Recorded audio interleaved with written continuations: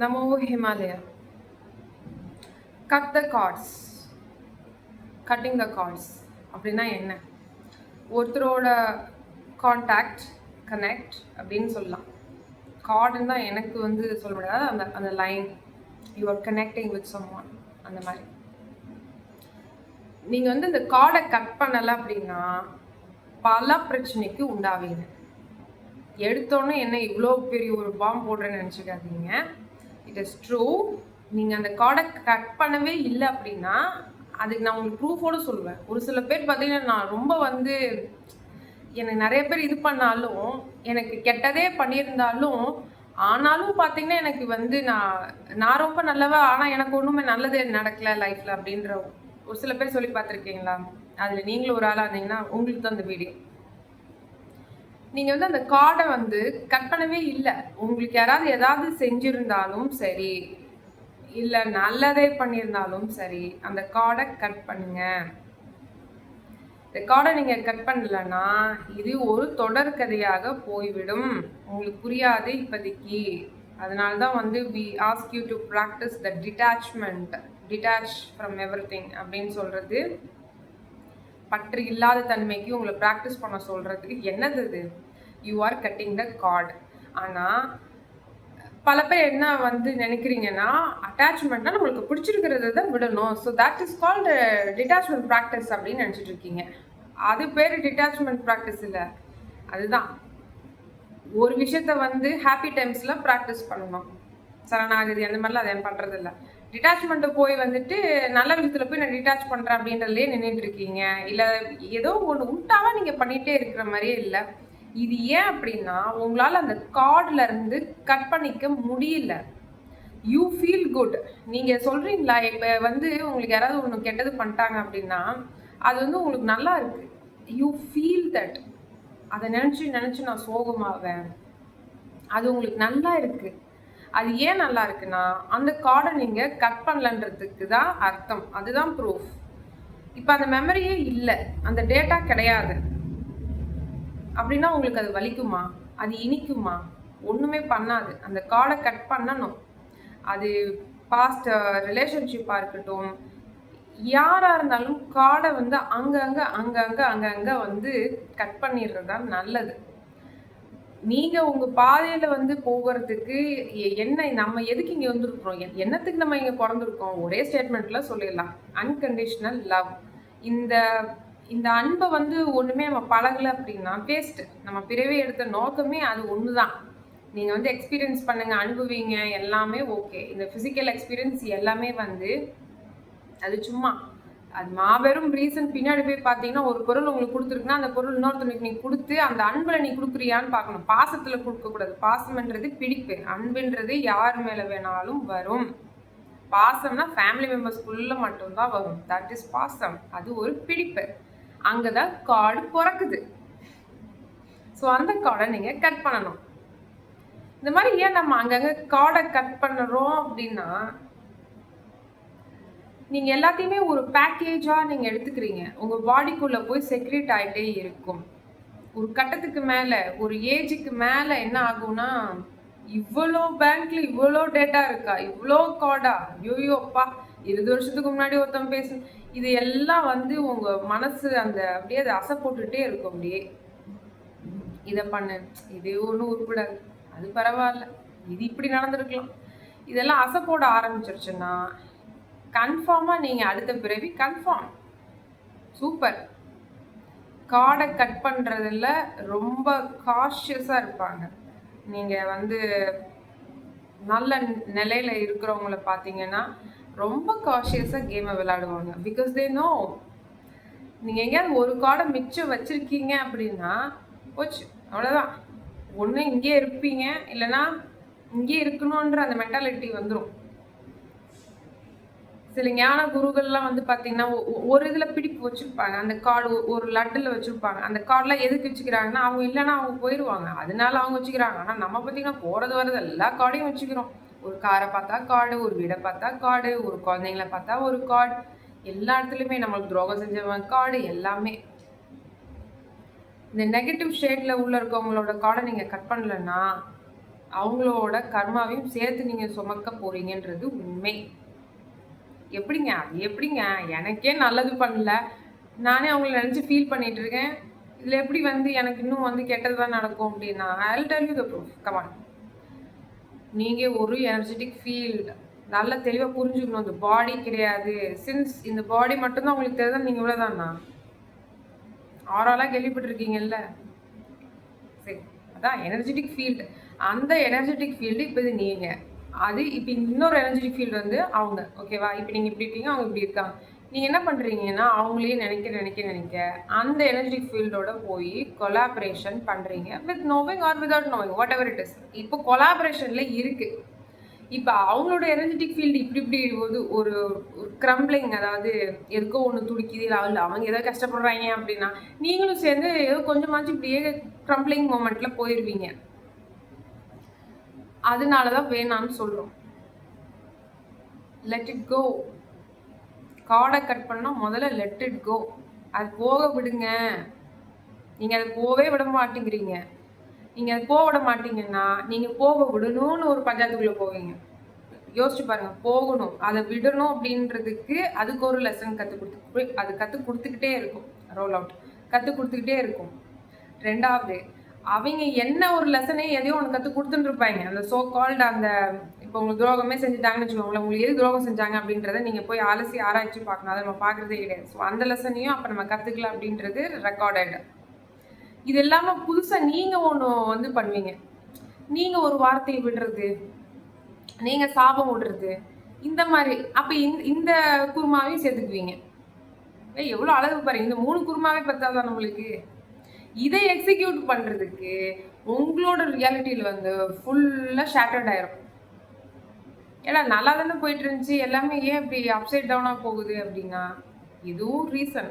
இதெல்லாம் பெரிய ரீசன். அதுதான் சொல்கிறதில்ல, சில பேர் சொல்லுவாங்களே, நான் ரொம்ப நல்லவ ஆனால் எனக்கு உண்மை உருப்படியாக நடக்க மாட்டேங்குதுன்னா இதுதான் ரீசன். அவங்க அங்கங்கே அந்த கார்டை கட் பண்ணாமல் அவங்க பாட்டுக்கு இப்படியே உட்காந்துட்டு இருந்தா அது எப்படிங்க நடக்கும்? எப்படி நடக்கும்? சில லாஸ் வந்து இருக்குது, சட்டத்திட்டங்கள் இருக்குது. நம்ம இந்திய சட்டமோ இல்லை இந்த உலக சட்டத்தை I'm not talking about the laws of the universe. நீங்கள் எது பண்ணாலும் அந்த சட்டத்துக்கு உள்ளே வருதா அப்படின்றது தான் அவங்க செக் பண்ணுவாங்க. நீங்கள் வந்து இங்கே இருக்கிற சட்டத்திலே வச்சுட்டு சுற்றிட்டு இருந்தீங்கன்னா இப்போ நீ இங்கே இருப்பா அப்படின்ற மாதிரி தான் இருக்கும். So you have to cut the card. Cutting the card, I know it's difficult. Especially இப்போ வந்து நல்ல ஒரு ரிலேஷன்ஷிப்பில் இருக்கலாம். Cutting the card is not that easy. எனக்கு நல்லாவே தெரியும். But you have to cut the card.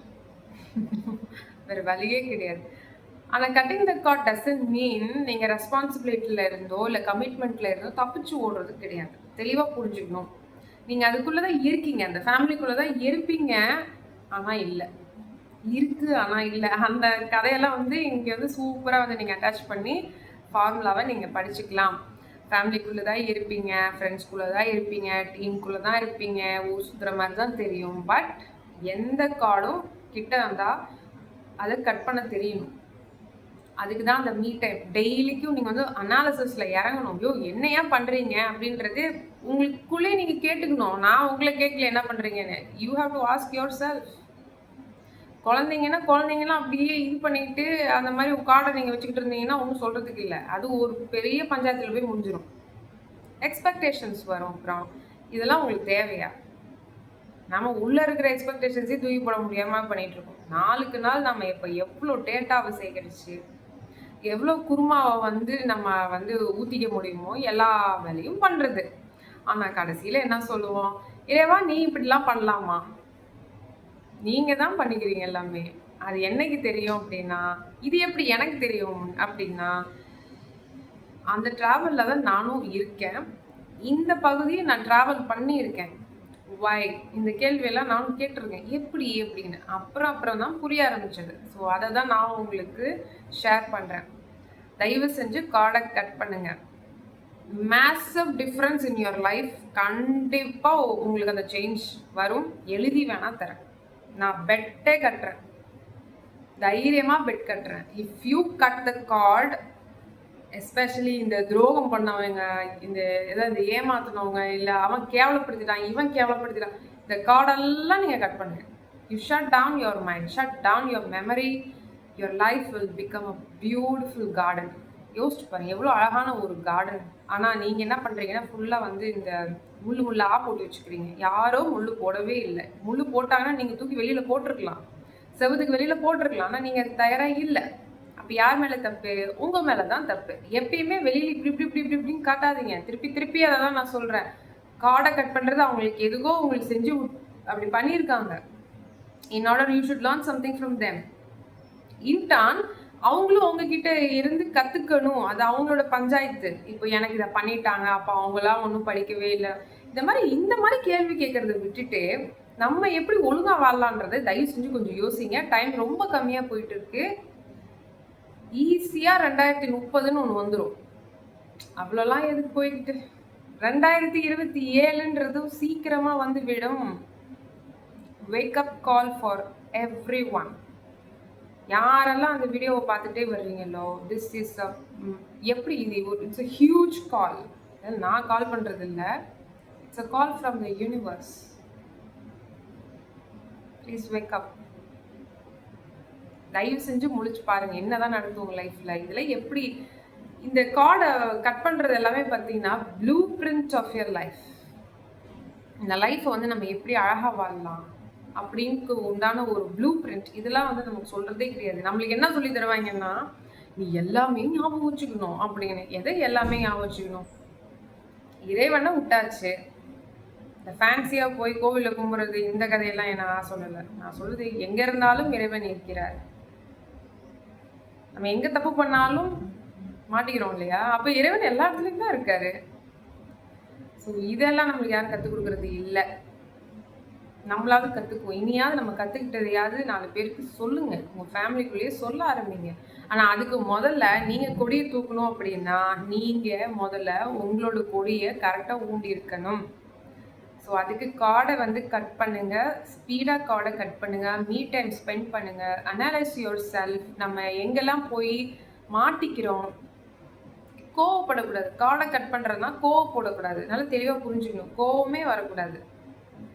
இன்னொரு கேட்டகரி அது வரும். இப்போ நான் பேசினா இன்னும் லெந்தாக போயிட்டே இருக்கும். இது கண்டிப்பாக இன்னொரு பார்ட் 2 மாதிரி எங்கேயாவது நான் சொல்கிறேன். இந்த வாரத்துலேயே நான் கண்டிப்பாக சொல்கிறேன். கார்டை கட் பண்ணும் போது சில பேர் ஃபேஸ் பண்ணக்கூடிய பிரச்சனைகள். Even I would have face that.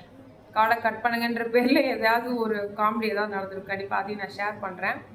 அப்பயாவது புரிஞ்சுக்கோங்க ப்ளீஸ். கார்டை கட் பண்ணுங்கள். இல்லைன்னா எந்த டிரான்ஸ்ஃபர்மேஷனுமே வரவே வராது. வர மாதிரி தெரியும், ஆனால் உங்களால் ஒரு படிக்கட்டுக்கு மேலே போகவே முடியாது ஸ்பிரிச்சுவாலிட்டியில். It is because that you are getting attached. அது bad times, good times, whatever. அவங்களோட எனர்ஜெட்டிக் ஃபீல்டில் நீங்கள் போய் கொலாபரேஷன் ஆகுறீங்கன்றதை மட்டும் நீங்கள் யோசிச்சிங்கன்னா இம்மீடியட்டாக நீங்கள் வெளியில் வந்துடுவீங்க. இதை விட ஈஸியாக எப்படி சொல்கிறதுன்னு எனக்கு தெரியல. ஸோ தி அசென்ஷன் ப்ராசஸ் ரொம்ப ஸ்பீடப்பில் இருக்குது. நம்ம எல்லாம் ஃபோட்டான் பெல்ட்டுக்குள்ளே இருந்தாச்சு. But even then the dark forces திருப்பியும் அவங்க வேலையை அவங்க பார்த்துட்டு இருக்காங்க. பட் நம்ம எவ்வளோ ஃபாஸ்ட்டாக இருக்கணும். டைம் இஸ் ஸ்பீடிங் அப். அது உங்களுக்கு புரியுதா, தெரியுதா? எக்ஸ்பீரியன்ஸ் ஏதாவது பண்ணீங்களா? டைம் இஸ் ரொம்ப ஃபாஸ்ட்டாக போகுது. நீங்கள் எங்கே இருக்கீங்க அப்படின்றது தெரியல.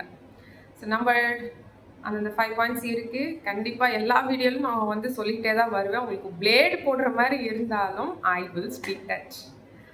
ஏதாவது 1-2வது உங்கள் இதில் கேட்காதா அப்படின்றது தான், வேறு எதுவுமே கிடையாது. Even if you skip, it's okay, it's okay. So number 1 is a meditation. Photon shower போயிட்டுருக்கு. இந்த டைமில் நீங்கள் மெடிடேஷன் பண்ணலான்னா ஒன்றும் சொல்கிறதுக்கே இல்லை. நீங்கள் 3Dயில் நல்லா இம்மர்ஸ் ஆகி மூழ்கி கிடக்கிறீங்க அப்படின்றது தான் மாபெரும் உண்மை. Number 2 is the compassion. கருணை. கண்டிப்பாக கருணை இருக்கணும். நீங்கள் போயிட்டு எதையோ ஒரு 100 பேருக்கு அப்படின்றது கூட, ஒரு 100 எறும்பு கூட தயவு செஞ்சு சாப்பாடு போடுங்க. If you cannot afford or if you cannot do, உங்களால் செய்ய முடியல, எனக்கு ஃபேமிலி சுச்சுவேஷன் இல்லை, என்கிட்ட காசு இல்லை, இல்லை ஏதோ ஒன்று, ஆனால் எண்ணங்கள் இருக்குது, என்கிட்ட காசு இல்லை தெரியுமா அப்படின்னு சொன்னால் மனுஷங்களுக்கு மட்டும்தான் ஃபீட் பண்ணணும் அப்படின்றது கிடையாது. அது ஒரு முட்டாள்தனம். அப்படி யாராவது இருந்தீங்கன்னா முட்டாள்தனம். தயவு செஞ்சு புரிஞ்சுக்கோங்க. எவ்வளவோ காக்கா, எவ்வளவோ குருவி இருக்குது. அதெல்லாம் என்ன இவ்வளோ லோடாக சாப்பிட போகுது, இல்லை விருந்தாரமாக கொடுக்க போகிறோம், அது இது 3 சாப்பிடும். அது கூடமா இல்லை. ரேஷனில் வாங்கின அரிசியை கூட நீங்கள் வைக்கலாம். உங்கள்கிட்ட எதுவுமே இல்லைனாலும் ரேஷனில் வாங்கக்கூடிய அந்த ஒயிட் சுகர், அந்த சீனியாக இருக்கட்டும், ஏதோ ஒன்றாவது அது வைக்கலாம். எதுவுமே இல்லைனாலும் தண்ணியாவது எடுத்து ஊற்றுங்க. எவ்வளவோ செடிகள் காஞ்சு போயிருக்கும். பாருங்க, செடியெல்லாம் அது எல்லாமே எவ்ரிதிங் இஸ் கான்ஷியஸ்னஸ் ஹியர். எதுவுமே நான் லிவிங் கிடையவே கிடையாது. எவ்ரிதிங் இஸ் உல்டா. அந்த டிஸ்க்ளோஷர்ஸ் எல்லாமே கண்டிப்பாக வரும். பிகாஸ் ஒய், இது இந்த ஏஜ் ஆஃப் ட்ரூத் நம்ம இருக்கோம். பொய்யை மூடி வைக்கவே முடியாது, நம்ம எல்லாரும் கேள்விப்பட்டிருப்போம் இல்லையா? அது இப்போ கண்டிப்பாக நடக்கும், நடந்துட்டு இருக்கு. உங்களுக்கு தெரிஞ்ச அந்த ட்ரெண்டிங் ரீல்ஸ் வச்சுட்டு சுத்தாதீங்க தயவு செஞ்சு. ஓகே, கண்ணை முடிச்சு பாருங்க என்ன சுற்றி உங்களுக்கு நடக்குது அப்படின்னு. Number 3 is the power of being in the present. ப்ரெசென்ட்ல இல்லைன்னா முடிஞ்சு, கேம் ஓவர். எவனோ கேம் விளையாடிட்டு இருக்கான் அப்படின்றது தான் அர்த்தம். தயவு செஞ்சு ப்ரெசென்ட்லேயே வாழ்றதுக்கு வழியை பாருங்க. எப்போ பார்த்தாலும் ஒரே ஒரு கதை கேட்டுக்கிட்டு இருக்க மாதிரியே கதையிலேயே போயிட்டே இருக்கிறோம். அந்த ரித்தம்லேயே போகக்கூடாது. இந்த ரித்தம்ல வாழணும், இந்த ரித்தம்ல பேசுங்க. இந்த ரித்தம், இந்த செகண்ட் என்ன அப்படின்றத பாருங்க. ஐயோ இது என்ன அடுத்தடுத்து இது தானே சொல்ல போற அப்படின்றத விட்டுட்டு ப்ரெசென்ட்ல இருக்கீங்க அப்படின்னா அந்த அந்த ஃபோக்கஸ் உங்களுக்கு இருக்குன்னு அர்த்தம். சின்ன சின்ன டெஸ்ட் தான், ஒரு நாளைக்கு சின்ன சின்ன டெஸ்ட்லேயே உங்களுக்கு தெரியும் நீங்கள் ப்ரெசென்ட்ல இருக்கீங்களா இல்லையான்னு. எவனும் உங்களுக்கு மார்க்லாம் போட தேவையே இல்லை. எப்பயுமே சொல்றதா, you are recording yourself, no one is recording with the highest pixel available in the planet. இல்லை இந்த யூனிவர்ஸ் கூட சொல்லிக்கலாம். நீங்கள் தான் உங்களை ரெக்கார்ட் பண்ணிக்கிட்டே போயிட்டு இருக்கீங்க. Number 4 is the power of surrender. Number 5 is the power of gratitude, சரணாகதி. அப்புறம் நம்பர் 5 என்னது? நன்றி கடன். என்னை பொறுத்தவரைக்கும் அது நன்றி கடன் நம்ம கொடுத்தே ஆகணும். இந்த மாதிரியான டைமில் நம்மள உயிரோடு இருக்கிறது பெரிய கொடுப்பனை. என்ன உல்டாவா சொல்கிறீங்க இந்த டைமில்? ஐயோ அப்படின்ற மாதிரி இல்லை, நிஜமாவே சொல்கிறேன். We should be very grateful. இந்த டைமில் நம்ம உயிரோடு இருக்கிறது, இந்த அர்த்தம் உங்களுக்கு இன்னைக்கு புரியாது. மேபி இந்த 2025 போக போக போக நீங்கள் பார்ப்பீங்க இந்த டைமில் நம்மள உயிரோடு இருக்கும் சூப்பர் அப்படின்னு. இந்த 5 பாயிண்ட்ஸ் எவ்வளோ சீக்கிரமாக அப்ளை பண்ண முடியுமோ டெய்லிக்கு அப்ளை பண்ணுங்க. டெய்லிக்கும் சமைக்கிற மாதிரி, டெய்லிக்கும் ஆஃபீஸ் போகிற மாதிரி, டெய்லிக்கும் காலேஜ் போகிற மாதிரி, டெய்லிக்கும் ஃபோன் பேசுகிற மாதிரி தயவு செஞ்சு இந்த 5 பாயிண்ட்ஸையும் ஃபாலோ பண்ணுங்க. Come on, work fast. நீங்கள் என்ன நாளைக்கு பண்ணுற இந்த கதையில இல்லை, இப்போ பண்ணுங்க. The divine timing is now, not tomorrow, day after tomorrow. நல்ல நாள் பார்த்து நம்ம மெடிடேஷன் அந்த கதையெல்லாம் தேவையே இல்லை. இந்த செகண்ட் பண்ணுங்க and see the transformation in your life. Trust the life process. எங்கேயுமே நிற்காதீங்க. நின்னீங்கன்னா வலிக்கும், அதுக்கு தான் நிற்காதீங்கன்னு சொல்கிறது. நமோ ஹிமாலயா.